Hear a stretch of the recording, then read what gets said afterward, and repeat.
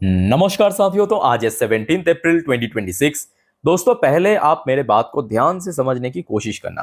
देखिए, market back to back 2 हफ्ता recover कर रहा है। आज भी रिकवर किया और आई होप कि आगे भी रिकवर करेगा अपकमिंग वीक पे। अब दोस्तों, अगर मैं आप सबसे पूछूं कि पहले आप ये बताइए मार्केट में मार्च महीने पे गिरावट क्यों हुआ था, तो मे बी आप में से 80% लोगों के मन पे ये आंसर आया होगा, वॉर की वजह से। पर दोस्तों, मैं आपको बता के रखना चाहता हूं, ये कंप्लीट आंसर नहीं है। क्योंकि वॉर तो पिछले 4 साल के ऊपर से चल रहा है। रशिया यूक्रेन के बीच तो चल रहा है, आपके 2023 में शुरू हुआ था। इजराइल और हमास के बीच वो भी चल रहा है। तब तो मार्केट गिरा नहीं, रिकवर कर रहा है। तो दोस्तों, वॉर के कारण मिडिल ईस्ट में जो खास बात था, वॉर के कारण क्या हुआ, एनर्जी क्राइसिस हमें देखने को मिला था। एनर्जी क्राइसिस, और एनर्जी क्राइसिस होने के कारण क्या हुआ, एक ग्लोबल अनसर्टेनिटी क्रिएट हुआ था। अनसर्टेनिटी क्रिएट होने के कारण क्या हुआ था, एफआईआईस लगातार मार्केट में बेच रहा था, और एफआईआईस की बेचने से क्या हो रहा था, मार्केट में सेल ऑफ चल रहा था। अब ध्यान से अब कनेक्ट करना, सेल ऑफ मार्केट से बंद हो चुका है, एफआईआईस की वापसी हो चुका है, अनसर्टेनिटी पहले से कम हो गया, खत्म नहीं हुआ बट कम हो गया। अब बारी है एनर्जी क्राइसिस रिड्यूस करना। एनर्जी क्राइसिस मतलब, अगर हम और डिटेल में बात करें, ऑयल प्राइस जो स्पाइक करके $65 पर बैरल से $120 पर बैरल पे पहुंच गया था, उसको कम करना। तो लीजिए, वो भी धीरे धीरे हो रहा है। ये दोस्तों अभी के एकदम करंट डेटा आपको मैं दिखा रहा हूं। ब्रेन क्रूड की प्राइस इंटरनेशनल मार्केट में सडनली 10% क्रैश कर गया। इवन देखिए, आज सुबह से ही 2-3% नीचे ही चल रहा था, और शाम के वक्त अब देखिए इस लेवल से सीधा ड्रॉप होके पहले $86 पर बैरल, फिर थोड़ा सा भी रिकवर किया है, बट $90 पर बैरल के नीचे ही चल रहा है। जबकि अगर आप देखेंगे, ऑलमोस्ट 40 से 45 दिन रफली पकड़ लीजिए, क्रूड ऑयल की प्राइस $90 के तो नीचे आया नहीं था जब से ये वॉर शुरू हुआ। ध्यान से देखना, तो पिछले 40-45 दिन की एकदम लोएस्ट पॉइंट पे आ चुका है। अब जैसे जैसे क्रूड ऑयल की प्राइस गिरेगा, जो energy crisis, global crisis, economic crisis की चांस लग रहा था, वो भी डाउन हो जाएगा। अब दोस्तों, यहाँ पे एक और बात है, सडनली क्यों गिरा पता है? मैं आपको थोड़ा गुड न्यूज़ पहले ही दे देता हूँ, इस बारे में हम और डिटेल में रात की 12 बजे की वीडियो में चर्चा करेंगे और डिटेल में, ठीक है? तो यहाँ पे जो सुनने को आ रहा है कि crude oil price tumble over 10%, Wall Street rallies after Trump Iran government से state of Hormuz is fully open. अब इस बार दोस्तों दोनों ही पक्ष, देखिए सीज फायर, देखिए अभी एग्रीमेंट, कोई फाइनल एग्रीमेंट नहीं हुआ यूएस और ईरान के बीच, बट ट्रंप और ईरान की जो सरकार है वो डिक्लेयर कर दिया, स्टेट ऑफ हॉर्मुज पूरे दुनिया के लिए हम लोग खुलने जा रहे हैं। और यही तो दोस्तों चाहिए था, यही चीज आपको मैं बार बार कह रहा हूं कि देखिए, वॉर रुके ना रुके वो फर्क नहीं पड़ रहा, फर्क पड़ता है एनर्जी का। ये जो ऑयल की प्राइस बढ़ गया था, वो जब डाउन होगा, ऑटोमेटिकली मार्केट रिकवर कर जाएगा, कोई दिक्कत नहीं बचेगा। मैं आपको थोड़ा आर्टिकल पढ़ के सुनाता हूं, ध्यान से सुनना। यहाँ पे क्या लिखा है, oil price plunged over 10% on Friday, extending previous losses after Iran foreign minister said that the passage for all commercial vehicles, note करना, passage for all commercial vehicles through the state of Hormuz was open for the remaining ceasefire period in line with the in Lebanon। तो जब तक दोस्तों अभी cease fire चल रहा है US और ईरान के बीच, तब तक के लिए दोस्तों ये खुला रहेगा।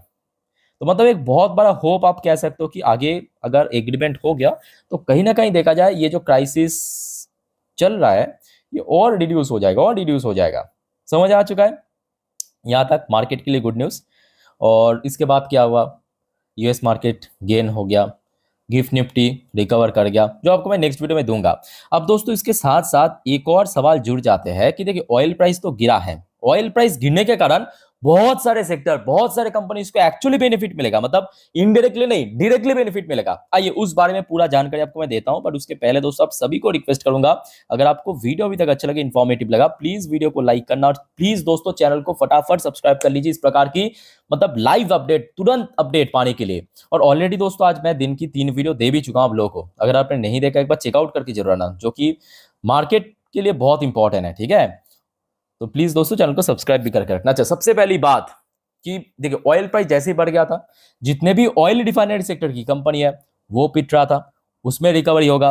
और अगर हम बात करें भारत की टॉप कंपनीज की, तो इंडियन ऑयल, इंडियन ऑयल की शेयर अगर आप देखेंगे, फरवरी पे जब ये वॉर शुरू भी नहीं हुआ था 190 के राउंड चल रहा था, 190। वहां से जब गिरावट शुरू हुआ, अरे बाप रे, 134-35 तक पहुंच गया। मतलब कितना भयंकर गिरावट, समझ पा रहे हो। और गिरावट के पीछे रीजन यही था कि एकदम से क्रूड ऑयल की प्राइस बढ़ गया था, 27% की क्रैश। आप समझ पा रहे हो ना, ये देखिए 27% की क्रैश। अब धीरे धीरे देखिए रिकवर तो कर रहा है, बट बीच बीच में जो ऑयल फ्लक्चुएट कर रहा है उस वजह से देखिए शेयर टोटली रिकवर नहीं हो पा रहा था, बार बार यहाँ पे रेजिस्टेंस मिल रहा था। अब जैसे ही देखिए क्रूड ऑयल अभी 10% क्रैश हुआ और आगे अगर और 5-10% क्रैश हो गया, मतलब कम हो गया प्राइस, तो ये सब जो कंपनी एकदम से गिर गया था वो फिर से अपने पुराने लेवल पे स्पाइक कर जाएगा। और सोमवार के दिन मैं कहूँगा खास करके जितने भी ऑयल रिफाइनरी सेक्टर की कंपनी है, आईओसी तो एक हो गया, बीपीसीएल ले लीजिए, बीपीसीएल भी बहुत पिट गया था। अगर आप देखें अभी बहुत रिकवरी बाकी है, बीपीसीएल की पोजीशन अगर आप देखेंगे 385-86 की लेवल पे पहुंच गया था। नोट करना, फरवरी की आखिरी हफ्तों में 385-86, वहां से गिरते गिरते 250 की रेंज में पहुंच गया था। तो कितना ज्यादा पिटाई हुआ था। बट अभी जैसे ऐसे एक होप बन रहा है कि चलो ठीक है, जो हो चुका है वो अभी धीरे धीरे सुधरने जा रहा है, इंप्रूव हो रहा है जियो पॉलिटिक्स में। तो 15% की शेयर रिकवर कर चुका है। बट बीच बीच में जो ऑयल प्राइस में भी ऊपर नीच हो रहा था ना, अप डाउन हो रहा था, उस वजह से शेयर टोटली रिकवर नहीं कर पा रहा था। अब जैसे जैसे यहाँ पे ऑयल गिरेगा, ये सब ऑयल रिफाइनरी सेक्टर की कंपनी बढ़ेगा। एचपीसीएल को आप ले लीजिए, और आगे दोस्तों ये सब कंपनी की रिजल्ट भी आउट होगा, ये भी फैक्ट है। एचपीसीएल है, इसको भी बेनिफिट मिलेगा, ऑब्वियसली बात है शेयर स्पाइक करेगा ही, ठीक है। ऑयल इंडिया ले लीजिए, ये भी स्पाइक करेगा। ये तो दोस्तों हो गया आपका ऑयल रिफाइनरी सेक्टर में। इसके अलावा आ जाइए पेंट सेक्टर, पेंट सेक्टर को भी डायरेक्टली बेनिफिट मिलेगा। क्यों मिलेगा दोस्तों? पेंट मतलब ये जो हम लोग घर घर पे रंग लगाते हैं ना, पेंट लगाते हैं, पेंटिंग करते हैं, तो इसका जो बेस बनता है, पेंट की जो बेस बनता है ना, वो कच्चा तेल क्रूड ऑयल से बनता है प्रोसेसिंग करके। तो क्रूड ऑयल क्या है पेंट के लिए? एक रॉ मटेरियल। आप खुद ही बताइए, कोई भी इंडस्ट्री में अगर रॉ मटेरियल की प्राइस बढ़ गया, उसका मार्जिन गिरेगा नहीं? बिल्कुल गिरेगा, क्योंकि एक्सपेंस बढ़ जाएगा ना, खर्चा बढ़ जाएगा। अब जैसे जैसे रॉ मटेरियल की प्राइस घटेगा, क्या होगा? एक्सपेंस, जो एक्सपेंस है, खर्चा है, वो कम हो जाएगा। तो क्या होगा? मार्जिन बढ़ेगा, प्रॉफिट ग्रोथ बढ़ेगा। तो जिस वजह से पेंट सेक्टर को बहुत बेनिफिट मिलेगा। एशियन पेंट्स ले लीजिए, बर्जर पेंट ले लीजिए, या इंडिगो पेंट ले लीजिए, ऐसे बहुत सारे कंपनी आपको दिख जाएगा, ठीक है। मैं आपको 2 ही एग्जांपल दे रहा हूँ। जैसे कि आप बर्जर पेन को लेके देखिए, ये शेयर कितना पिट गया था, आप देखिए बहुत ज्यादा गिर चुका है नीचे, मतलब बीच में तो 400 में पहुंच गया था, 400। अभी शेयर धीरे धीरे करके रिकवर कर रहा है, धीरे धीरे करके रिकवर, आगे भी आई थिंक ही करेगा। इसके अलावा इधर आ जाइए, केमिकल सेक्टर, इसको भी बेनिफिट मिलेगा। और केमिकल सेक्टर भी एक्चुअली गिर गया था बहुत ज्यादा। तो यहाँ पे कुछ कंपनी का नाम आप देख लीजिए, जैसे कि आरती इंडस्ट्री हो गया, दीपक नाइट्रेट हो गया, है तो ढेरों सारे कंपनी, फाइन ऑर्गेनिक हो गया, आपके नबीन फ्लोरिन हो गया, बालाजी एमाइंस हो गया, बहुत सारे कंपनी आपको दिख जाएगा केमिकल सेक्टर में, ठीक है। और अभी केमिकल सेक्टर जो है फुल रिकवरी के मूड में आ चुका है, ठीक है। ये टोटल सेक्टर को बेनिफिट पहुंचेगा यहाँ पे। अच्छा, इसके अलावा आ जाइए इधर एविएशन सेक्टर। दोस्तों आपको ये भूलना नहीं चाहिए, ऑयल प्राइस जैसे जैसे बढ़ रहा था, हमारे जो सरकार है, मतलब भारत सरकार जो है, भले ही भारत में पेट्रोल और डीजल की प्राइस बढ़ाया नहीं, पर जैसे आप डीजल एक्सपोर्ट करेंगे उसमें एक्स्ट्रा टैक्स डाल दिया था। लास्ट हफ्ते की अपडेट है, मैं आपको दिया था, शेयर किया था। और उसके साथ साथ एविएशन फ्यूल, जेट फ्यूल जिसको कहते हैं, इसकी प्राइस बढ़ा दिया था, बढ़ा दिया था ना। तो इंडिगो एविएशन, स्पाइस जेट, इसकी शेयर में उस टाइम पे गिरावट हुआ था। अभी जैसे जैसे ऑयल प्राइस बढ़ेगा, सॉरी घटेगा, तो क्या करेगा सरकार? जो एक्सपोर्ट ड्यूटी के ऊपर एक्स्ट्रा चार्जेस ऐड किया था उसको कम कर देगा, तो यहाँ पे भी बेनिफिट मिलेगा। और उसके साथ साथ मोस्ट इंपॉर्टेंटली रिलायंस को तो हम भूल नहीं सकते। रिलायंस की बिजनेस हो सकता है कि काफ़ी डाइवर्सिफाइड है, बट स्टिल रिलायंस की मेजोरिटी ऑफ इनकम जनरेट होते हैं ऑयल सेक्टर से, ऑयल रिफाइनरी सेक्टर से। तो यहाँ पे रिलायंस को भी जरूर बेनिफिट मिलेगा। और यही वजह है कि रिलायंस जैसे इतने बड़े कंपनी के शेयर इतना गिर गया था, कितना नीचे आप समझ पा रहे हो कि 1300 की रेंज में पहुंच गया था शेयर, 1300 की रेंज में, ठीक है। अभी शेयर रिकवरी की धीरे धीरे टाइम आ रहा है। एक और सेक्टर है दोस्तों, वह है टायर ट्यूब सेक्टर, इसको भी आप इग्नोर मत करना। टायर ट्यूब सेक्टर को भी डायरेक्टली यहाँ पे बेनिफिट मिलेगा, चाहे एमआरएफ की बात करें, अपोलो टायर की बात करें, ऐसे तमाम कंपनी आपको दिख जाएगा, बालकृष्ण इंडस्ट्री हो गया, ये सब आपके टायर ट्यूब सेक्टर। तो जैसे जैसे ऑयल प्राइस गिरेगा, उससे कहीं ना कहीं देखिए ये सारे सेक्टर्स को तो बेनिफिट पहुंचेगा। उसके साथ साथ मोस्ट इंपॉर्टेंटली क्या है कि एक इकोनॉमिक क्राइसिस की बात चल रहा था या चर्चा चल रहा था, वो भी बहुत कम हो जाएगा।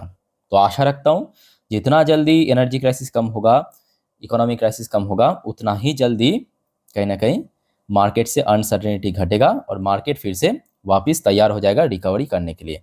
और एकदम से वॉर अगर कम हो गया, मतलब वॉर अगर रुक गया, एंड हो गया, उससे अच्छी बात क्या हो सकता है ना। तो दोस्तों आगे कुछ भी जानकारी मिले मैं आपको दे दूंगा, बस आप चैनल को सब्सक्राइब करके रखिए। बाकी कोई कन्फ्यूजन डाउट है कमेंट करके पूछिए। मिलते हैं नेक्स्ट वीडियो में। टेक केयर, बाय बाय, जय हिंद।